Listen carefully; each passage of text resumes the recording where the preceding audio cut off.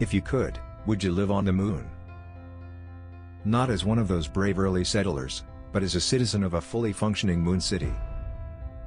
This 40 kilometers, 25 miles, in diameter and 1,524 meters, 5,000 feet, high glass dome would revolve across the Shackleton Crater on the moon, housing the first moon city. Domes are the most powerful structural object and also the most efficient form to maintain air pressure, so building domes to protect individuals from the hazards of space is a good idea. But bigger interconnected domes, based off the Shackleton Dome, would be faster and cheaper to construct. They'd be made of glass and titanium and anchored to bedrock, allowing moon cities to flourish inside. The towns themselves would seem ultra-contemporary, and not due to any stylistic flavor, but since aluminum and aluminum, the most important glass component, are the elements found in anorthite. Anorthite is a mineral found in the moon and would be an important local resource for building. With so much of it in the surrounding landscape, it'd be absurd not to use it generously. Another popular construction material employed within this futuristic city is a concrete-like biopolymer made from two additional, readily available materials. Moon dirt along with your urine. Yes, your moon home would be made out of urine. Well, you wouldn't experience regular days and nights anymore. Meaning you will find 2 weeks of darkness along with 2 weeks of light. But because cities would be constructed round the moon's poles, you'd simply have to experience 4 consecutive Earth times of darkness at one time. Your daily diet would also change. As a result of finite resources and limited distance, moon cities would not raise animals for food manufacturing, therefore that your diet would be mainly plant-based. You may have the choice of eating fish, but any additional meat would need to come suspended from Earth, so that would not be very practical.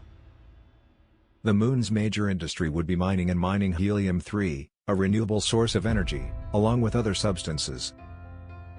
You would probably have a career as a scientist, engineer, or miner. Since the Earth continues to consume its valuable assets, the demand for helium-3 would grow. Helium-3 is an efficient fuel source in fusion reactors and sells for roughly $40,000 in the US per ounce. Just 22,700 kilometers, 25 tons, of it would force the entire United States for a year. While rare on Earth, it's seen, in abundance on the moon.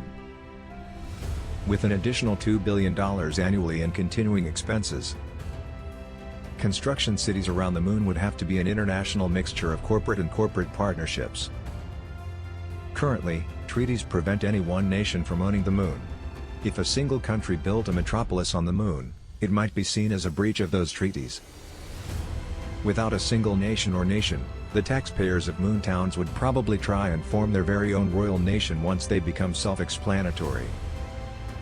While domed moon facilities sound like science fiction, they're really in our distant future.